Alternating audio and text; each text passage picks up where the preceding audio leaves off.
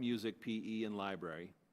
Music is full-time scheduled because they're doing both the core general music curriculum and the instrumental lessons and chorus, right? So they're full, right?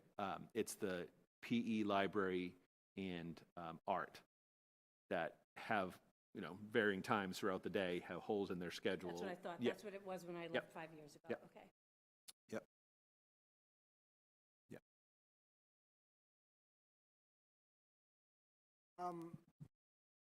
The weirdo watched you guys' meeting last night. Fun guy. You're the fun guy. Come on. You know how to have fun. Yeah. Well, it's like 11, 12 o'clock at night when I'm just like, I can't sleep, so.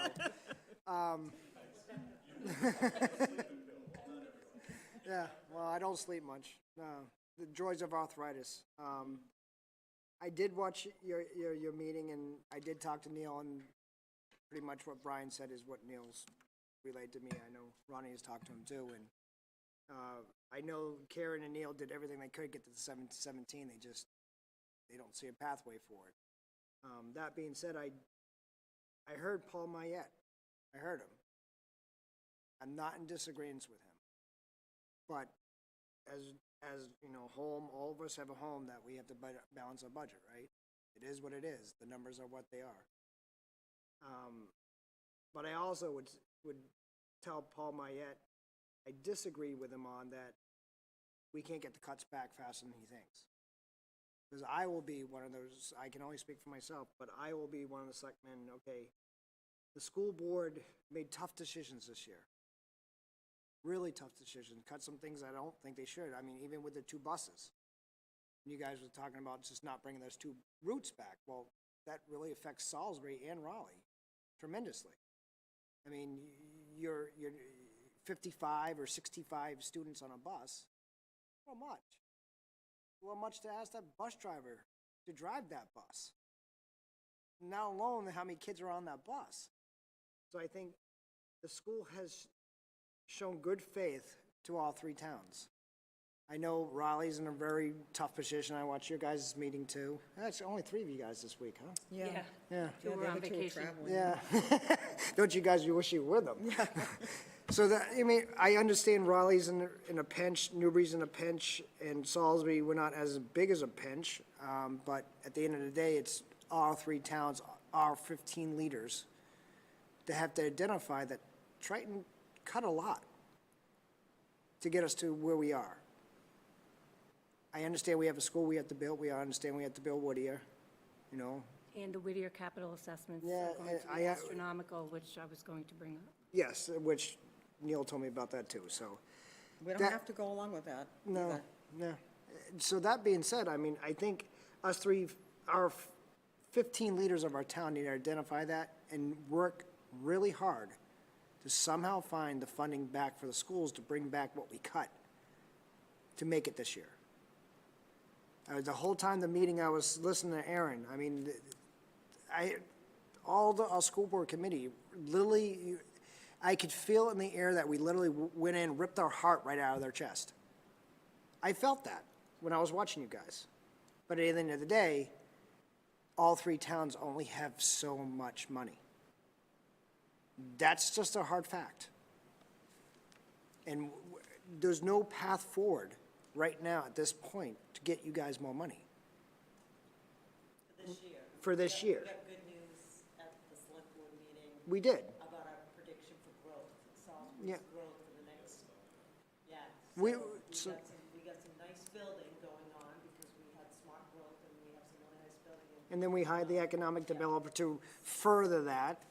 We have about 60% growth that we're predicted for next year and the year after to be even more. 55 next year, above 60 for the year after, so, I mean, that's nice. But like I said at the last DCC meeting, you're just going too fast. We can't keep up. And all the 2 towns are seeing the same thing. Their hands are tied a little bit more because, Raleigh's not as tight as much as Newbury because Raleigh has a lot of space they can build, just the people are refusing to build on it. Newbury's really stuck because they have a lot of wetlands, and then they also have a lot of nonprofit land that they can't use, they can't tax. I mean, it's pretty much dead land. But that's the choices that the Newbury residents chose. So we're all making our choices in our communities, but we also can't continue to ask the school to cut. We have to identify that they are showing their hand, they are trying to get our budget, their budget, where it works for all of us. But we also can't continuously saying cut, cut, cut, cut, cut, cut. And I talked to Neil about that today.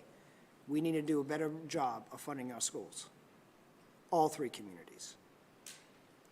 It's the hard conversations, like I said before. It's hard conversations. But at the end of the day, it's not our children's fault. And we are screwing with our children's education right now. And it can't last forever.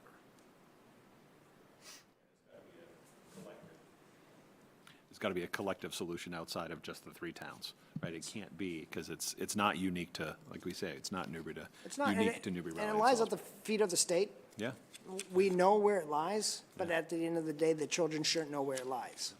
And They that's should just get an why- education. And that's why we try and bring in the state legislators to see what they're trying to do as well. I mean, because there's only so much our three legislators can do as well. We just don't have the votes. No matter how you, like, Alicia, she has a dream. I understand her dream. I wish her dream would come true, but I think it's a dream. We don't have the votes in Beacon Hill.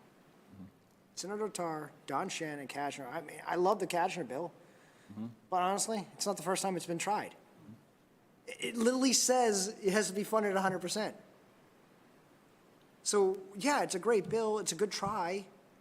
Do I think it's gonna work? No. At least we can say that she's trying. Yeah, she tried, just like we all try. Right. You don't think all 15 leaders of all three towns will not write up their kazoo of all the state legislators? Yeah, we are. Because the school's not the only issues that we have funding in.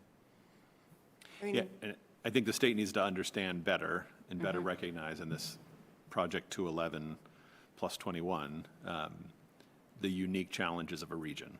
And it is, the impact is absolutely municipal, city side, town side as well for standalone school districts. But as a regional school district, this dynamic, right, that one town can get a swing because of state-assigned numbers, and then the other, right, and we keep talking about the fact that it didn't happen because Rowley got whacked this year because of minimum local contribution, but Newbury actually took 0.3% of the pie, and it just didn't pan out into the numbers because of the huge increase in Rowley. But if you look at Newbury and Rowley, Pine Grove and Newbury Elementary next year being in the low 4s, and Salisbury being in the upper 3s, that's been the trend for a few years. So fast forward that over a decade, and those elementary numbers are, if they stay on that pace, and then they continue up into the high school, we're going to completely shift this in what, Salisbury owned 39% of the district. It's going to be much closer to into the 30s, and that's going to bring Newbury up, Raleigh up a little bit, Newbury up a bunch. So then you add in the weird nuances of the rest of the formula, and it doesn't always do cleanly, but that's the whatever the word I'm looking for, right? That's the kind of, we can see it coming, the writing on the wall. yeah, and again, all three of our towns, we have to identify what you just said. Mr. Keys, you identify what he just said, right? That you guys are going way up soon. Raleigh, you got to identify what he just said. We have to identify that and work through our town administrators in our finance. We don't have a committee, we have, a director, which makes it, I think, a lot easier. Because, we have one person focused on this 24/7, not different opinions, and they can come and just give us one opinion, we can work with it. I mean, but we all choose how our town charters, how they work. But again, I want to get back to Paul Mayette's 100% right. The cuts, Aaron's 100% right. They stink. But at the end of the day, we only have a finite number that we can work with. And our towns, police, fire, they all deserve raises too. I mean. And they're all up this year. And they're all, as I the mentioned on contracts. February 6th, we have 3 bargaining units right now that we're dealing with. Police, fire, and AFSMI, right?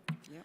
So I mean, I don't disagree with anything you're saying, but on the flip side, these people deserve raises too.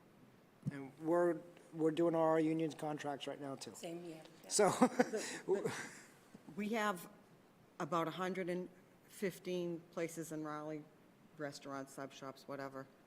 We have one hotel. We don't have the tax base. We don't have the money coming in.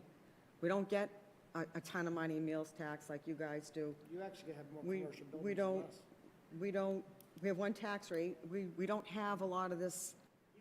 You guys money actually, coming in, you guys have you more know? commercial buildings than we But do, you have a lot more taxable parcels in your only town because of the than we do, beach. you know? Right. Well, that's a big difference. No, but it's only the And, beach, but you guys you have a know, lot of we- space that your don't- residents just don't have refuse it. to build on. So Well, at the end, of- we can't make them build there if they don't want to. We can't I can't fully, make them build. I mean, people I move fully to understand, certain but, towns for whatever reason, you know? but like I said last meeting, we all have a decision. Either you develop or you raise taxes, because you have a bill that you have to pay. I had to work second jobs when I was younger, when me and my wife were first starting out. I didn't like to have to work 20 hours a day, but I had to because I had bills I had to pay. At the end of the day, all our citizens have to understand, we have bills we have to pay. You can sit there and sit on your hands and say, I'm not paying another dime. Okay, so what are we cutting? Because that's what towns have to, that's how we balance our budget. Either we create more revenue or we cut. That's how towns and the school system has to work. There's no other way for it to work. We have a finite number that we can work with every single year. Have the teachers taken a 1% increase? Because our employees have. We're looking at a possible 0 or 1%. Does that happen here? Are any of the administrators been cut, anything like that? Because that's what we're looking at. It's, nobody wants to hear it, but we can't create money. We don't print money in Raleigh. We have no means of getting more money. It is what it is. I think that's another part of the problem is we have 3 different towns, 3 different problems, and 3 different outlooks. So Raleigh can have the problem that they can't give their employees a 1% raise, but unfortunately, that's Raleigh's problem. That's not Salisbury's problem. That it is Raleigh's problem, and we're trying to solve it. Yeah, oh, I know you guys, I We're trying to watch your solve it, meetings. But how many times can you say, the teachers got this, this, and this, and sorry, guys, you get 2%. I worked for the town for 30 years. We got crap raises Yeah. every year. I understand. Every single year, it was always, well, we got the Triton budget, we got the Triton budget, we have the Triton budget. And nothing's changed. We're doing the best that we can. So to say, well, people don't want to build on their land, well, then they don't have to. No, they don't. I can't make them do that. But that's why you have 1%. You can't just blame that all on the school. I'm not blaming it all on the school, but, there's a lot of factors that Yeah, that work but into Salisbury, it. what I'm trying to get at, you're right for Raleigh, but Salisbury, as a Salisbury resident, as a Salisbury parent, I want good teachers, and if I have to give teachers a 2 or 3%, I'm going to go to my town meeting, I'm going to go to my people and say, I want good teachers, I want them to have raises. Now, Raleigh wants the same, I'm sure, but your 1% increase on your town employees aren't my problem. We get that. So that's the problem with regional schools is you have 3 different opinions. And the school gets caught in the middle of it all. I don't disagree with you, and I'll tell you right now, my 7.5-month-old twin granddaughters are going to be going to Pine Grove and Triton. I want the best for them. I honestly do. So, Can I ask a question, just to kind of get up to this? So, how long have I been a select board? 9 years. So about 9 years ago, we had this audit, the state audit, 8 years ago, whenever it was, that basically said what you just said, that we can't keep doing the formula the way that it is. Regional schools are hurt. She had the whole regional school audit that they did, and nothing happened. So we were all excited, because I remember sitting in that gym, all excited about listening to the auditor at that time talk about the research that she found, and that they were underfunding regional schools, the formula wasn't working, blah, blah, blah, blah, and then nothing happened. I just don't know if it's going to be any different. Like, I don't know how to make movement there. I mean, I know we have a pretty active auditor right now who's kind of focused on some other things, but, how do we, kind of get her involved. I know that one of the meetings I had invited a gentleman from her office. So like looking at that again, I mean, that's a way that audit came down and we thought it was, I mean, we were doing a jig and then nothing happened. So I just wonder if there's a direction, other direction, how do we make the state move? Yeah, I guess the only thing I would say is I feel like there's momentum now because more people who are not regions are impacted, right? I know, Narissa, you're deep into this. When it's just a regional thing, no one cares because largely the regions are represented by less powerful senators and legislators. So again, I don't want to paint a rosy, optimistic picture. I just feel like when we have 232 districts that are seeing nothing but minimum aid, there's momentum that wasn't there previously, right? That whole Student Opportunity Act coinciding with those larger than normal capping out the 4.5% inflation in the formula that got a lot of cities, urbans, a lot of money for 2 years, and then it came back down to reality, and people thought that was the SOA fix, and it wasn't. It was false inflation. So it's those types of things where people are like, ooh, they got their hopes up, and now, okay, this is reality. So I don't know if you feel differently, Narissa. Yeah, I mean, I think there was a few things in play. So one thing was that when Student Opportunity Act came in, there were some numbers that came out from some of the big organizations that promised money that they were told it was going to benefit every district out there. They were telling us we were going to get a $500,000 increase. Right? Nobody, except for the gateway cities, got those increases. The districts that did get increases, though, one of the things that I don't think they expected that came along with that was that when the state raised their funding, they also told those cities that they had to pitch in a heck of a lot more than they were already pitching in. So those cities that previously didn't sort of feel the pain, they were forced to pitch in along with the state as part of that process. They have been complaining to Senator Lewis, who's the chair of the Education Committee, right along with everybody else. So I think he's starting to see some momentum towards like, I can get everybody together and sort of go and fix the rest of the problem and not just look at this one piece of the formula that had momentum and we thought was going to fix it for everybody earlier. So I'm hopeful on that. And hopeful news today. Kristen Kastner was appointed to House Ways and Means, which is phenomenal because they deal with money. So I'm hopeful that she'll given one of our local legislators a little bit more oomph there will help us out too. But yeah, I'm not. Well, there's some differences there. The letter in front of their name? But I think Senator Lewis, right, he pitched in and he was the one that got Student Opportunity Act actually over the finish line. It was already 95% of the way there. He couldn't really go back and fix it, but he got it the rest of the way. So I think he's been pitching this one bill over and over and over again that we know could get us most of the way to getting money. So if we had like a little bit more help, we could get the rest of the way to actually seeing some more significant increases. If he can start getting that through and getting the study that he wants to do on the ability to pay part, which is the part that they didn't touch last time, and that's the part that really hurts all of us, I think hopefully we'll see something out of that. But it's not this year, it's not next year. It's probably, that took 4 or 5 years, I think. It took 5 years to pass, but in year 4, they started phasing in some of sort of the intended funding for that. So it wasn't passed, but it was sort of the spirit of it was in the budget. So I guess the question lies with what should we do as town representatives? Like, what can we do to push this along and help support? Hearing you say it's not going to be this year, it's not going to be next year, we're hoping it's 3 years down the road.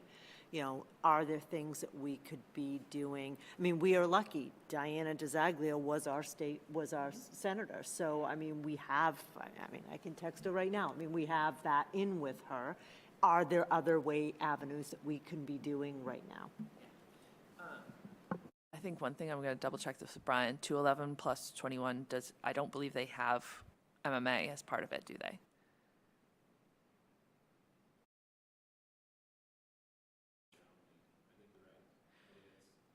It's regional schools, Superintendent's Association, Business Officials Association, and then AFT and MTA, the two state teacher associations. Yeah.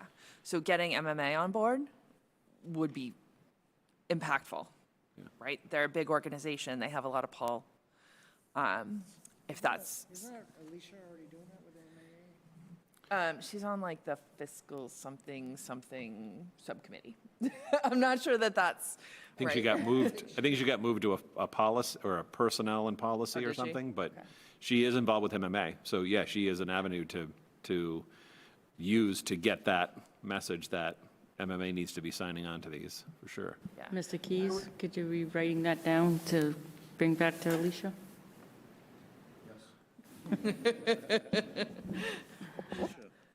I would agree with you, Ronnie, but the problem is, DeZoglio is a superstar, one of our best elected officials in the town and in the state of Massachusetts.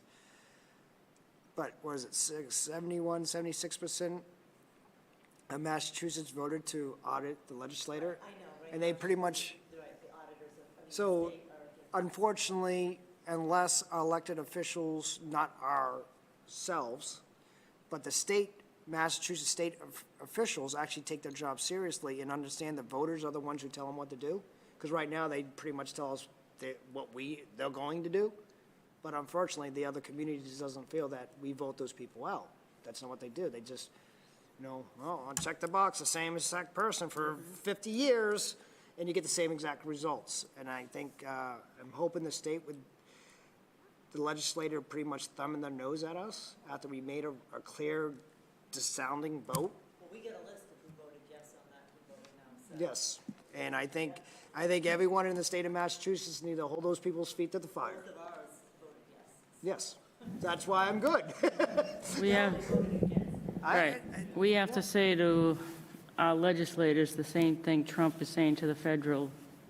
What 5 things have you done last week for the people of your districts? I would agree with you, but I'm watching the media and social media.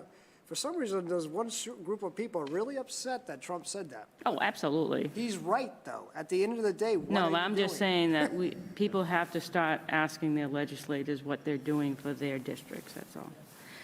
I get what everybody's saying here. It's a tough budget, and as I always say, the budget is never going down. It goes up, and until the state kicks in, I get what you're saying, Sherry, but if we want to have good educators here like we have currently, if we don't give them raises, they're going to leave here and go somewhere else. You know what I mean? If we want to keep good educators, good secretaries, good principals, we're already cutting to the bone that we can absolutely cut. I hear what the towns are saying, and we as school committee members are doing the best that we can. But we have kids that we have to educate in these schools, you know? None of us like what's happening, and our 3 legislators will be here, and we can express to them what is happening, but I feel that the 3 of them are doing what they can for us. And maybe they can give us more areas that we can try and advocate for. I'm going to go out on a limb and respectfully disagree a little bit with what you said, only having lived it working for Triton.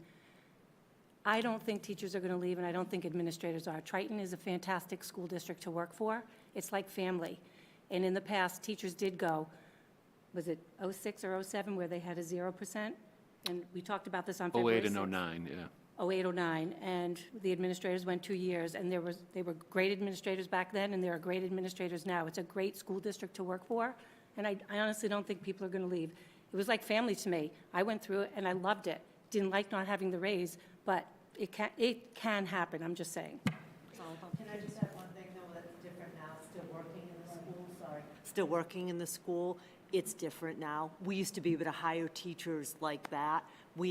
I'm down 2 teachers in my school right now. People, it is just crazy because people can just go wherever they want because everybody is desperate. So they can shift a little bit more easily than they used to be able to. Even 3 years ago, 4 years ago, it's crazy right now, Christy. I mean, we can't get teachers, we can't get staff. It's insane, which I had never seen it in 20 years of working in education. Like, it's crazy right now, and I don't know if that's changed. Yeah, I for guess you I would guys. say absolutely. In those years, it was a different world. And yes, I think people, and I don't want to say people don't want to be here. That is absolutely not the case. I think people do still believe. There's been plenty of people who have left and then message and be like, oh my gosh, the grass was greener. I wish I was still at Triton, right? But I do think the reality is our job market and our candidate pool is a very different world now. And we're watching it, people are being far more selective, especially at the secondary level. Any of those specialized roles, we routinely get our finalists and we lose one to Masco and one to Linfield every single time. And I think, we're talking about changing our benefits, and that's, to make sure we're in line and competitive, but not over. And so I just think it's a very different place. We'll say this, so all of our contracts have probationary periods, right? When you and I were principals, I don't ever remember dealing with a probationary period. It is a routine thing now that either people are leaving during, or we were so desperate that we're pulling someone in and being like, you know what? This isn't a good match, so we're just going to go our way. So I just think it is such a different place now that I do think it will impact the what do we call it, kind of market corrections, and a lot of that is for office staff, school office staff, and for us, we're going into the teacher negotiations next year for both our paras, our IAs, and teachers. And the TRTA has been so incredibly reasonable, and I don't expect that to change. But there are no 1% contracts being settled. It's also not all, the media would make you think it's all 4s and 5s and it's a 12 and 15%, and it's not. Like, we have the data through a platform, but 2s and 3s is the norm. So I think I would tell you, if we went to the table, it's a very easy argument right now, at least for educators, to go to the labor board and argue that we're not bargaining in good faith. If we were going in talking about 0.5% and 1%. And we've watched it in other districts, and it gets turned around and it goes in the other direction, and all of a sudden they're talking 3s and 4s. So I don't disagree with the world you and I lived, for sure. It is just so entirely different right now. Yeah. I was going to say something similar. In 2008, a lot of state were settling 0s and 1s because of the nationwide financial landscape. And right now, it's 2s and 3s. So saying, okay, here we have a 1, and you have someone who can move or wants to move, it's easier to find that space than it was 17 years ago. Because those districts are settling 2s and 3s instead of 0s and 1s. And that said, we also have the reality of the medical insurance that we know is $1 million increase, and we're going to have another $1 million increase next year and $1 million increase the year after that. If it stays that 10 to 15 to 18%, it's just stacking those percentages. And that's already 2% of our budget increase just from health insurance. So I'll just add too, I was watching the news the other day with a union rep, the head of the union. He's going to sue the state of Massachusetts so they can go on strikes. He's trying to say it's unfair for them not to be able to go on strikes. So it sounds like the leadership of the teachers union is going to be aggressive of what the teachers get. We have to identify that too. I talked to Jane Puritan, who was a longtime teacher in Salisbury. She constantly reminds me of the year I graduated to, 1996, where the school was, yeah, they didn't get paid. I don't think we need to get to that point. I think money's tight, and it's, we gotta figure out how we do it. But I know a lot of teachers, they have bills at home too. And if they have options, everyone's gonna look at options. And I will just say yes to everything you said about Max Page, the current president of the MTA. And one more time, say thank you to the TRTA for both our Unit A teachers and paras and IAs, because they have been so reasonable over the years, so reasonable. And I believe even moving into next year will be reasonable. So just want to make sure we're not connecting those two dots yet. Oh, I'm not, but I just, you gotta understand the dynamics we are looking at. And Christine, you're part of the negotiations, right? Do you think you could go into the negotiations and offer 1% and they would get done? Well, I'm representing all three towns. I'm not really speaking for the teachers. Yeah, so, do you think, but honestly, you can read the room, do you think you could go in that room Well, and I don't say? want to disclose what was originally put on the table 2 years ago. So I'm going to leave it at Okay, so, I mean, I think it's confidential conversation. it's an uphill battle, obviously. So where we are is where we are right now. And I think the school committee has done what we can do to cut what we can cut. And I just don't want this to be like it has been in the past. It's because of the school that our towns are where they are. Because that's not fair to say it like that. We're in this together, and we have to try and find ways that we can get through this. And I'm not going to say one town is financially better or worse than another and how towns should do it, because that's within the towns to figure out what they have to do, just like we have to figure out what we have to do to educate our students. But we can't put out into the public that it's because of the towns that we have to cut this, or it's because of the school that this is happening. We have to try and be together on this to the communities. Because if you get into those, that it's the school's fault, when you go for overrides for schools, if you're putting a negative connotation on it, of course the towns aren't going to do it. And if we as the school committee are saying it's because of the towns that we're not getting this, if you need an override or whatever for your towns, it won't be good for us to put the towns down. We need to go into this together, because we have schools that have to be rebuilt. We have kids to educate, so we've got to come together and figure out this. We have to talk to the legislators as much as we can, find out where we can advocate. Like I said, we're a village, and we're not together without each other. I don't know how much better to say that or what. I don't have the answers either, just like you guys don't. And every year we try to get our legislators and the towns and the school committee together to try and, all of us try and figure something out. You know, Narissa does yeoman's work working with the state, with other school committee school committee, she works with other school committee members and things like that, so all of us are trying to do what we can to advocate for. But we got to get our communities to understand as well.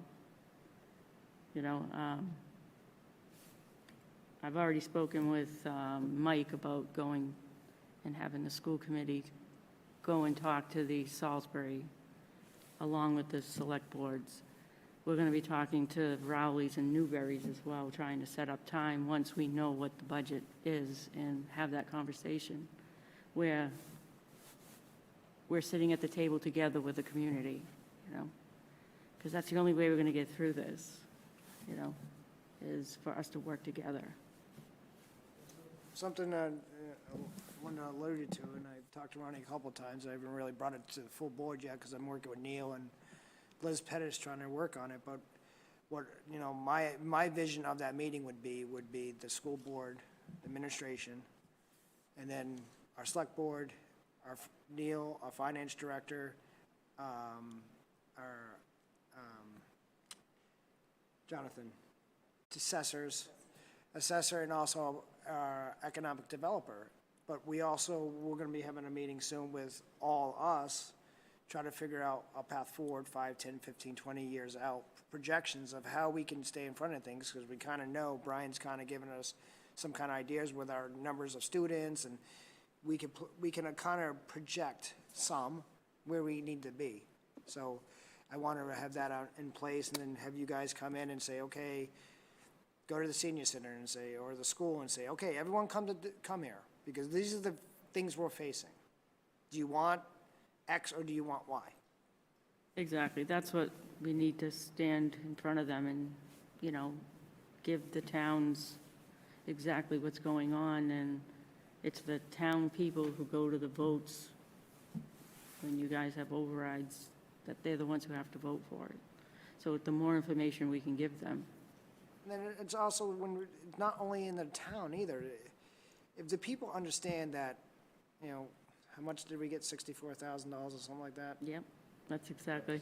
I could tell you, 90% of the people who live in our communities realize that they only got $64,000 in Chapter 90.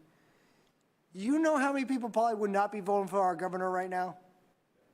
But people they don't understand how it works or know about it. I think us as the leaders of our town and our communities, because the schools are the fourth town, I always call the school the fourth town, because you guys are almost operate like a town. They're the fourth school. So we all need to sit down to our residents and say, hey, when you go cast your vote, this is what your governor gave you. When you go cast your vote, this is what your rep gave you. State Senator, I love Bruce. I think Kasner, the other one, but I think Kasner's doing a good job. But I think the people of our community need to understand. It hasn't changed much, Mike. No, We can go back, Governor, it doesn't have. Oh, I'm not saying, it's not a party, you know me, I'm not a party issue. It's the people who represent us. Do they represent us, or do they represent Cambridge, Springfield, Boston? Who do they represent? Do they represent the suburbs? Because at the end of the day, the suburbs are the one who's paying the price on this. And the regional school district. Yeah, they're regional, but a lot of them are suburbs, so we need to. Don't get me going on regional transportation. We need to talk to our people and say, when you go cast your vote statewide, you need to vote in your best interest. And I just want to I know I bring it up all the time, how much the district is looking at special education and what Shannon and her team have done. If you look at here with because I specifically asked Shannon last night about the $308,000, whether it was students aging out or was it us bringing students back. And because of these programs, Shannon has brought back students, which has saved money. We've created these, like when Brian talks about needing an IA or we might need the 2 teachers, having those special education programs. I asked her for a breakdown, and we have 93 students in these programs. And if we had to send these students out, it would be $100,000 for every student that goes out. So the district is doing everything they can to minimize the added amount of money. They work, I mean, I can't believe the amount of work that Shannon's team does to merge special education transportation so that it's less money by sharing vans and all that. So the district is doing everything we can to bring these numbers down. And now we're even looking at increasing students in the classrooms. And We're not ungrateful. The town of Raleigh is not ungrateful for the work that the Triton Regional School Committee and administration has done.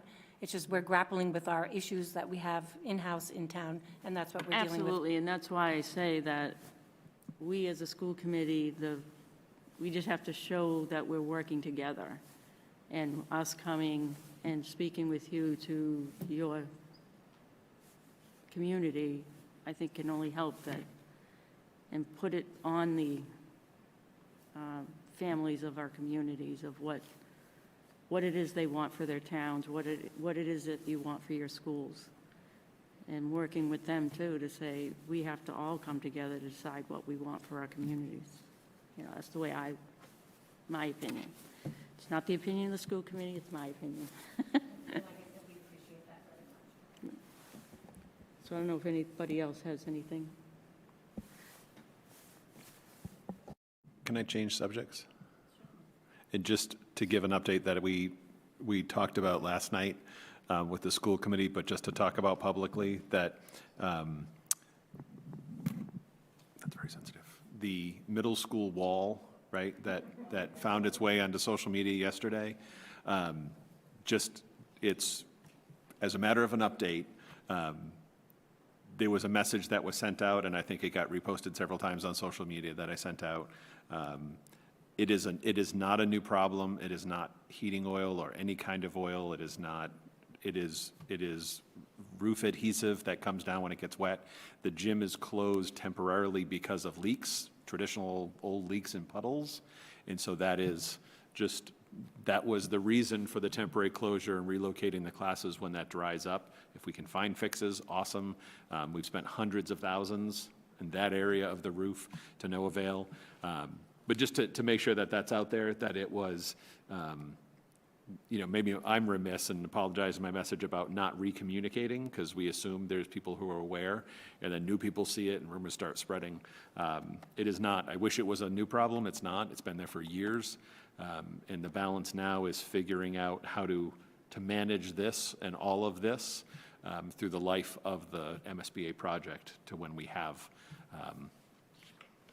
a solution, because the solutions is tens of millions of dollars, not 100,000. So just to make sure that was, certainly happy to answer any questions if anyone had any, but did just want to mention that with all of you as town officials. I got one quick thing. It's not really on that, but good job on that, Brian, because it was all over social media. It is what it is. But I got a quick question. I have a lot of educators around me. This is a question I'm sure a lot of you guys get, a lot of town officials get. Why has it become so expensive to educate children? Is it because the technology have changed, jobs have changed?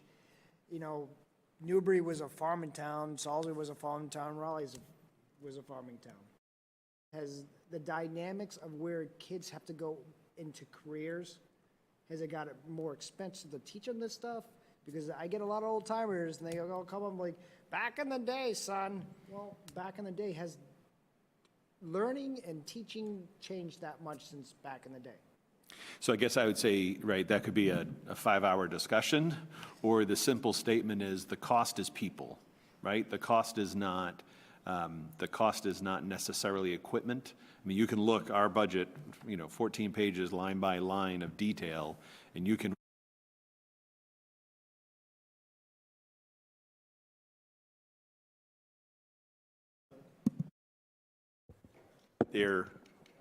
there's sorry, some of our microphones are dying here. So you can see and track where the major increases are. There are increases in supplies and materials for sure, but that's not the precipitous increase. It's people, right? It's the reality that salaries have gone up. Healthcare, we keep talking about healthcare. We are a human services organization, and human services organizations are primarily people costs. So for us, 85% of our budget is attributed to people, whether it's salaries or benefits or other supports. And so that's really the cost. And the reality is, yes, it's an entirely different world than it was 10 years ago, let alone 20 years ago or 30 years ago, when we would put 40 students in front of a single teacher. We're just not able to meet, and we could have all kinds of debates about why, and whether it's something wrong or different with kids in this generation, or, we can have all those debates. It doesn't matter. The reality is, it is what it is, regardless of the cause. Our experience is entirely different in the way we need to educate students. So I think that's the short answer without having a really big conversation about all the factors therein. I just say, when you and I were in school, the special ed students that are in there weren't in that building, and they are now. And that's a huge chunk of our budget. And health insurance, 12, 13, 14% of our budget. It's a huge, those two things are huge. And when you're talking to an old timer, those two pieces weren't.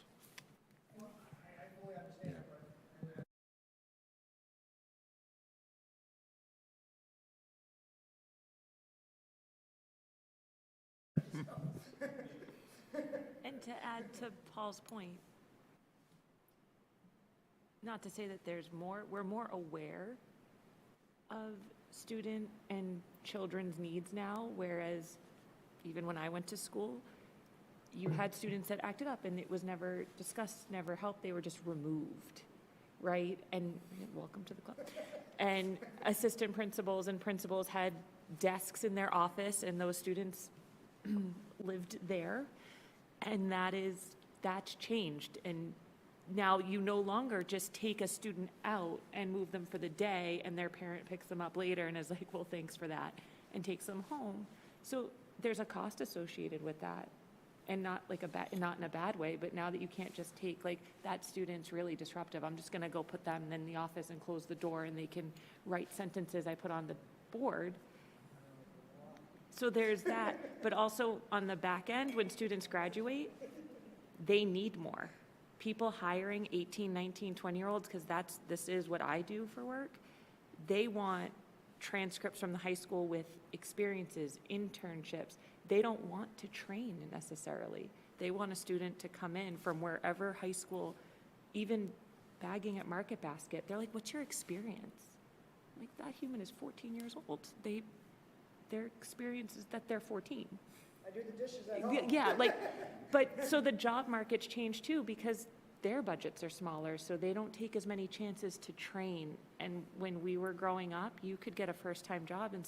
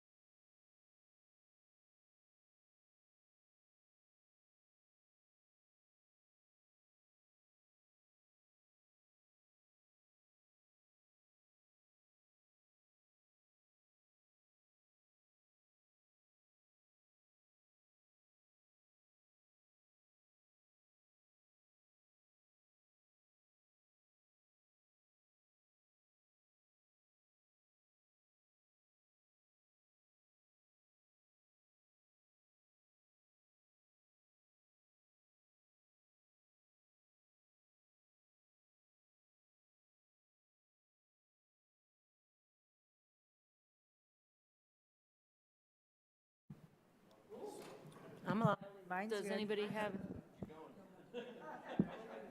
anybody have anything else?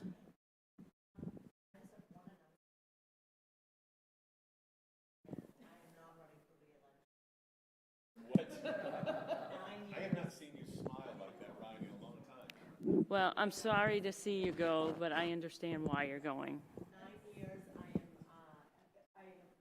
has been an honor to do what I have loved it, and part of it, Mike and I have always talked about this, my lane has social worker, being a social worker, so my passion has always been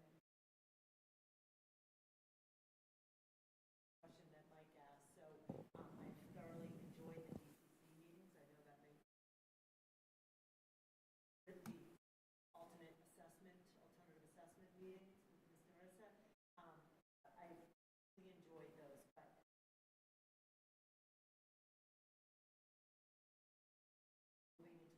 You will be very good at that. Yeah. My dad did that for 30 years, so I did not do it for 30 years. So I only have 2 more meetings. And we appreciate your service to this. Congratulations. So if there is no other questions, the next meeting is March 20th.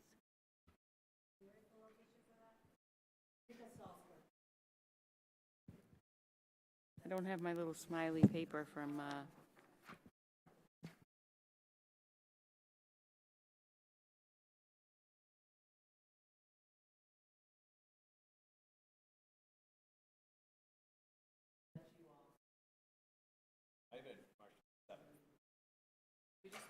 you moved it.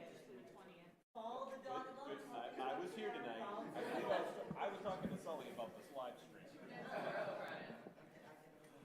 Sully's backing you up on that. Right? I was back there, Sully, talking to you about thank you. Appreciate it. Yeah. I don't know. Don't ask me. And just, once we've set the budget for what the budget's going to be, we will set up times with the senior. Thank you. And so I'll let the boards know so that we can coordinate when is best for everybody to be, so we're all there together. Okay, thank you very much. Takes a village. You know, as the chair, that I had my phone out, my mom's at Leahy, my sister brought her to Leahy with chest pain, so that's why I had my phone out, which, by the way, Brian, your reception down here was terrible. FYI. That's not Yeah. new. So I keep checking to see That's if it not went new. through, so that's why I. Did you watch the meeting?